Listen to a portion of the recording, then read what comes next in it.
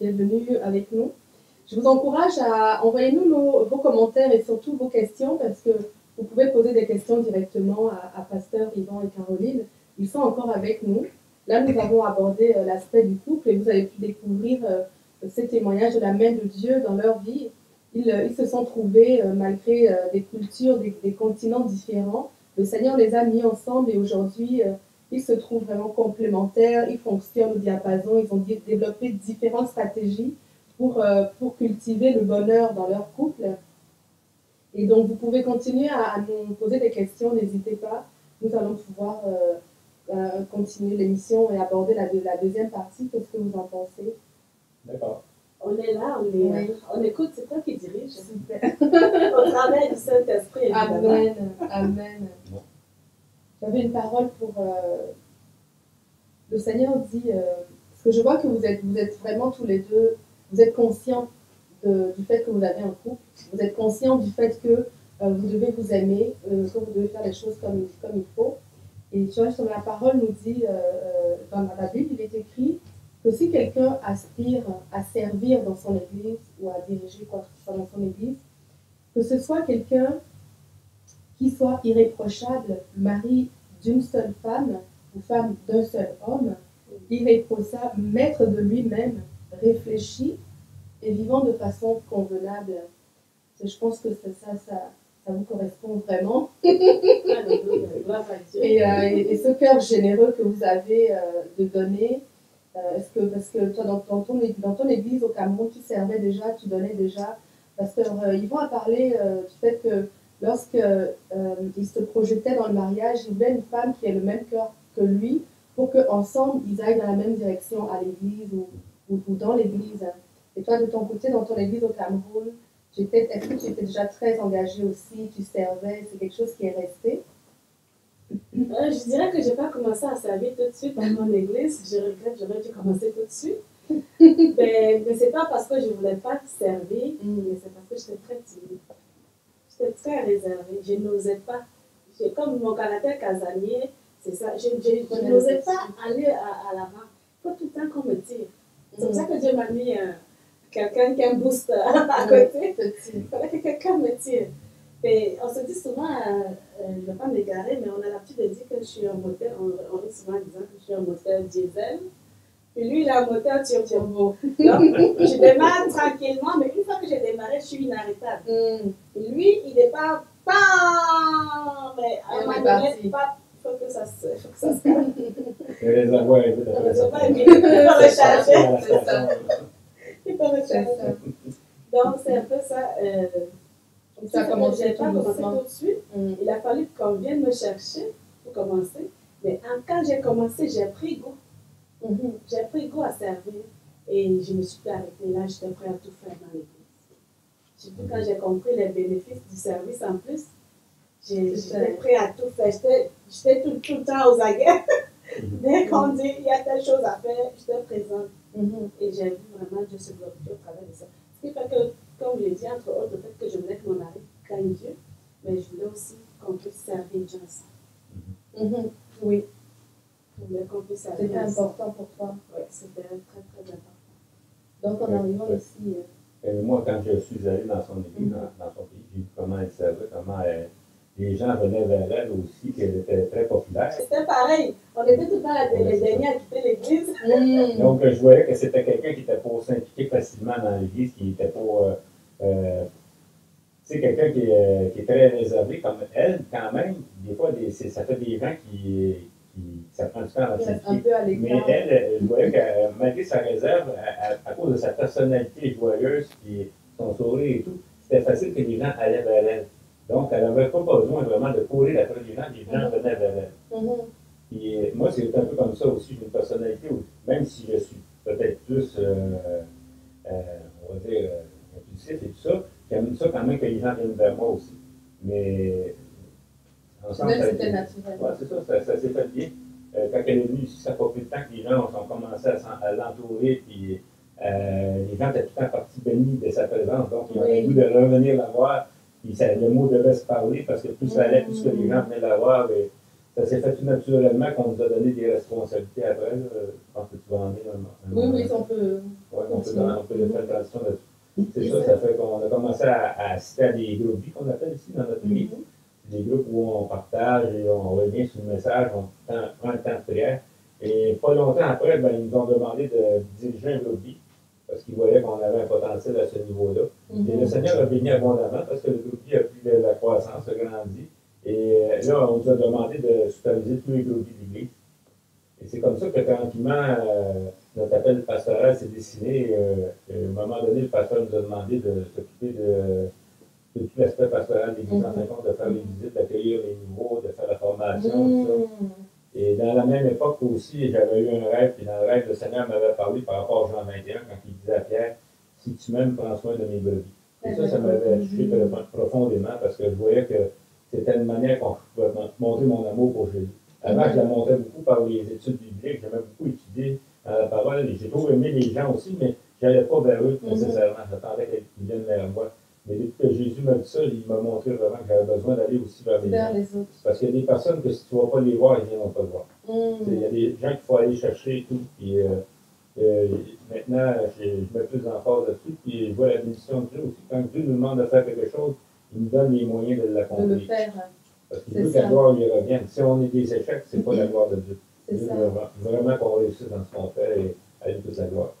C'est-à-dire que votre générosité naturelle, mutuelle, en fait, vous a placé à l'Église dans une position où les gens venaient régulièrement boire chez vous, manger chez vous, passer du temps avec vous. C'est-à-dire, quand je dis boire, c'est-à-dire prendre un peu de ce que vous aviez, quoi. Les gens vous aimaient, vous entouraient, et donc vous êtes devenus naturellement des bergers, des accompagnateurs, des papas et des mamans de personnes dans votre Église. Ça, naturellement, la générosité, c'est vraiment quelque chose que Dieu nous a bénis avec, dans tous les niveaux. Et un trait de personnalité. Avec je viens d'Afrique et j'aime bien le dire. On sait que là-bas, ce n'est pas tout le monde qui a de quoi manger, par exemple. Puis souvent, quelqu'un va rentrer dans ta maison. Si tu ne lui donnes rien à manger, il va rentrer chez lui, il va dormir affamé parce que c'est le seul repas qu'il aurait pu avoir. Ce qui fait que naturellement, ce n'est pas tous les Africains en passant qui donnent à manger à tout le monde. Mais dans notre maison, c'est un critère principal. Puis moi, j'ai toujours eu du mal de voir les gens souffrir.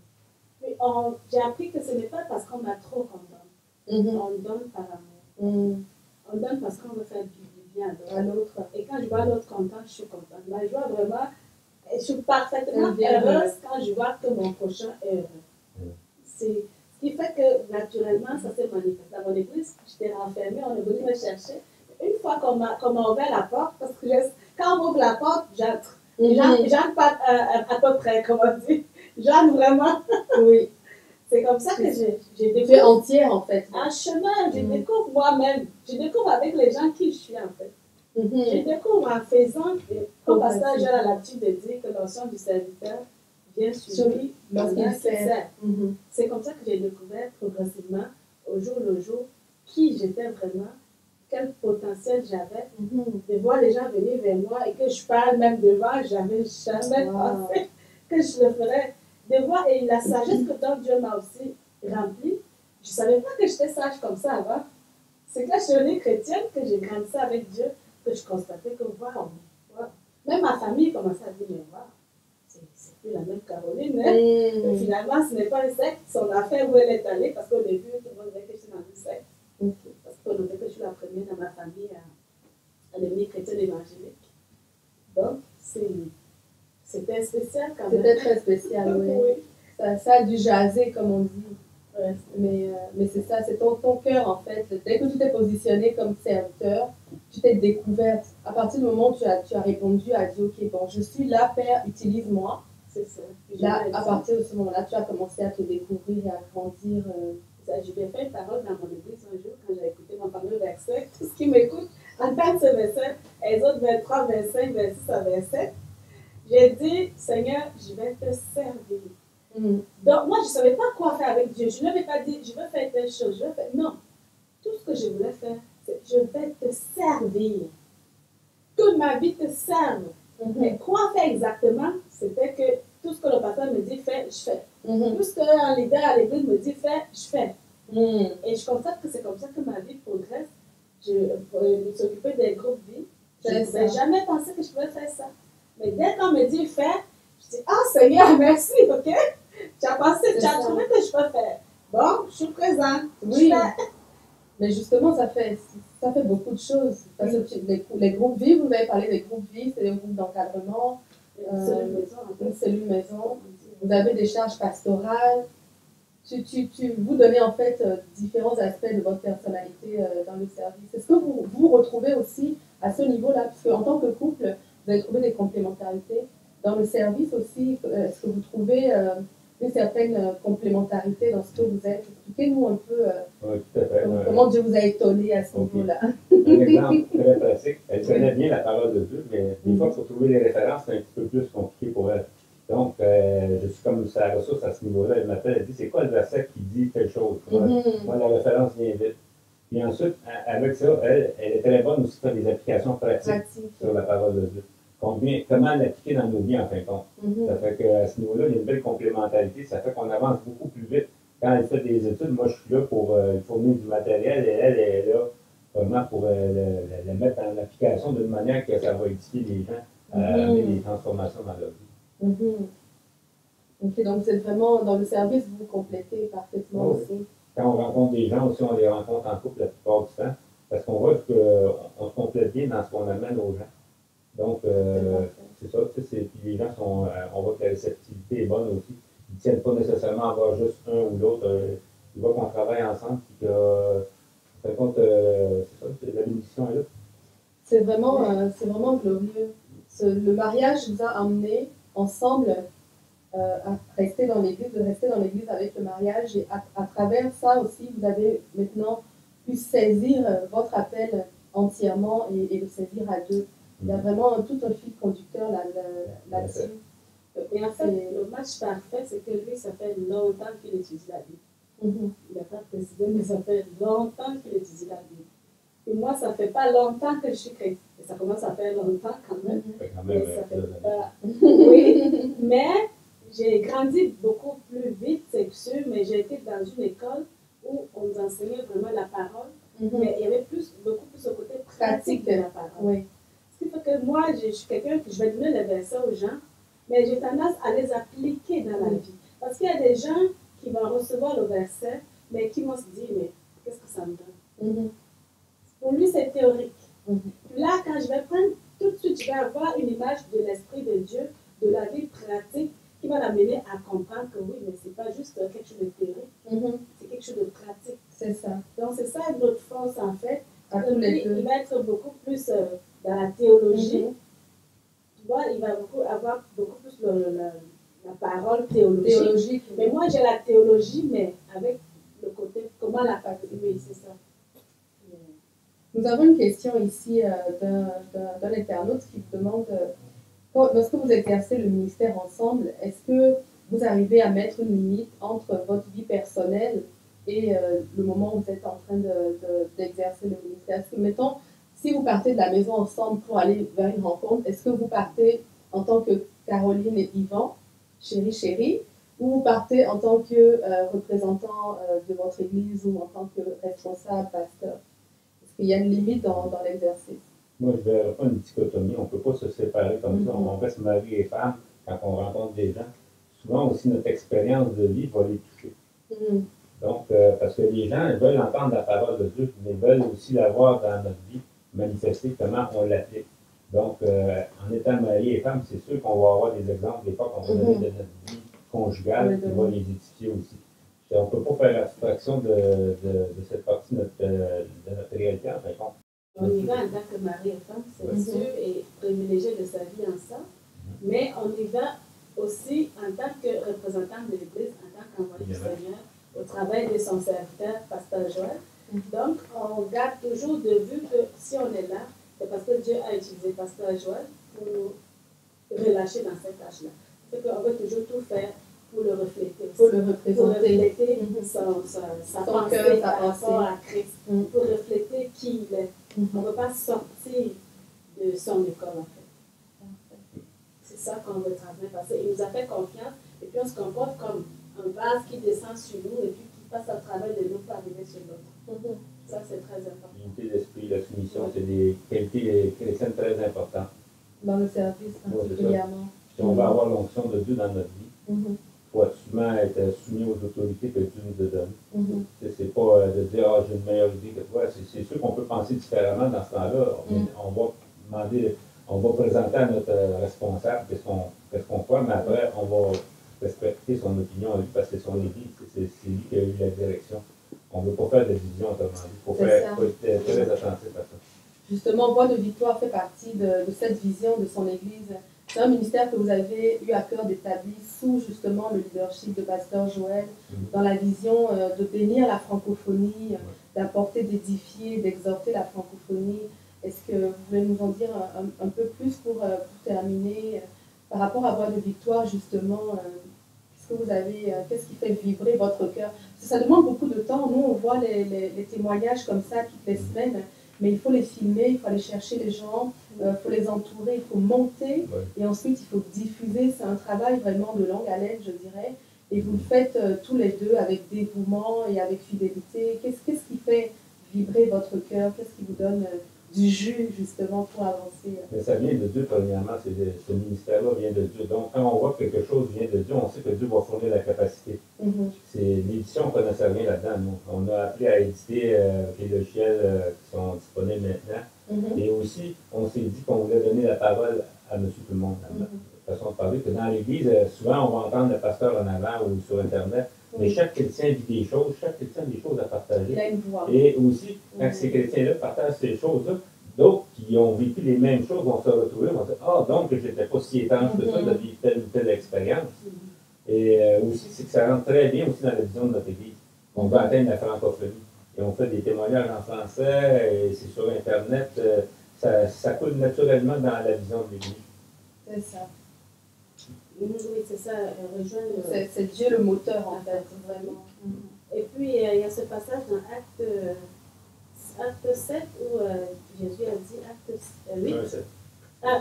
1, 7 à 9, particulièrement au verset 8, il a dit, mais vous recevrez une puissance, le Saint-Esprit, survenant sur vous, et vous serez mes témoins à Jérusalem, dans toute la Judée, dans la Samarie et jusqu'aux extrémités de la terre.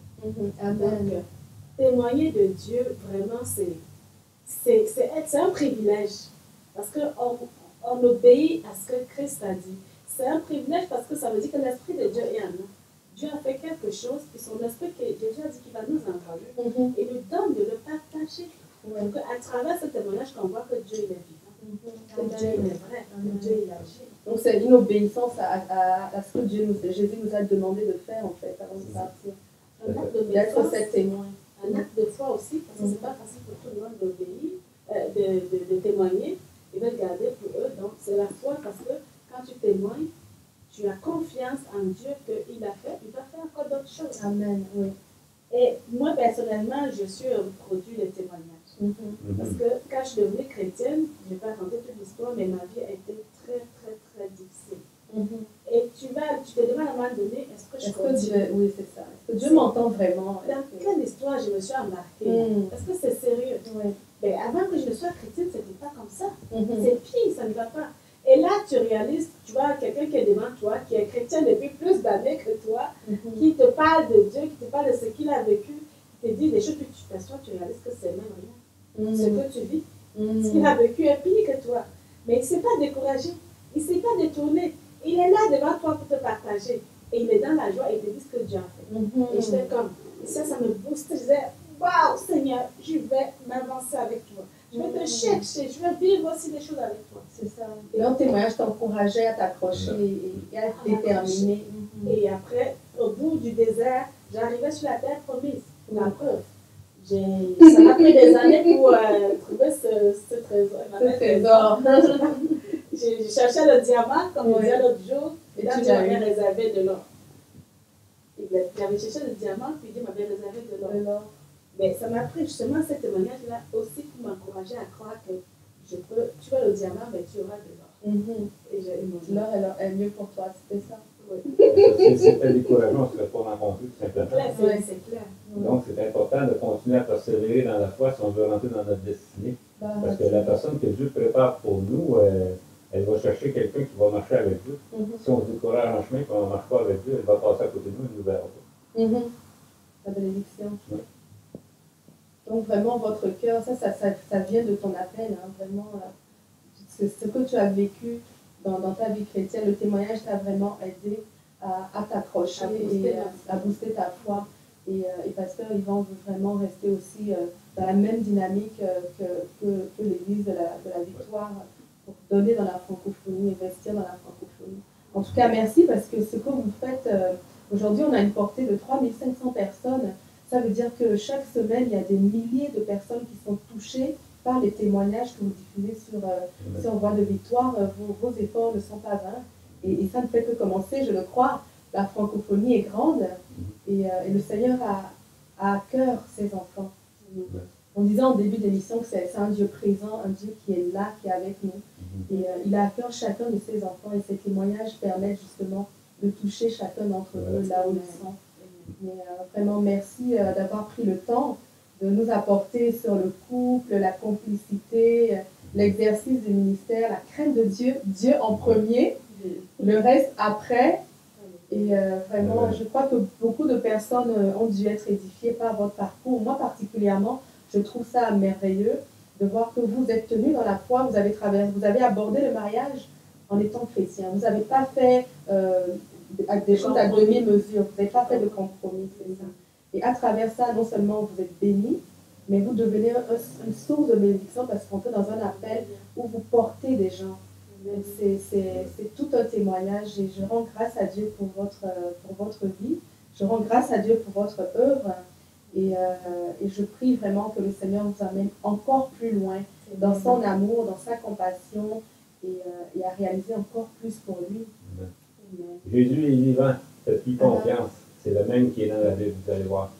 Gloire à Dieu. Dieu est vraiment bon. On n'a jamais regretté cette décision. Jusqu'à présent, on se demande souvent comment on a fait. C'est juste Dieu seul, c'est son esprit.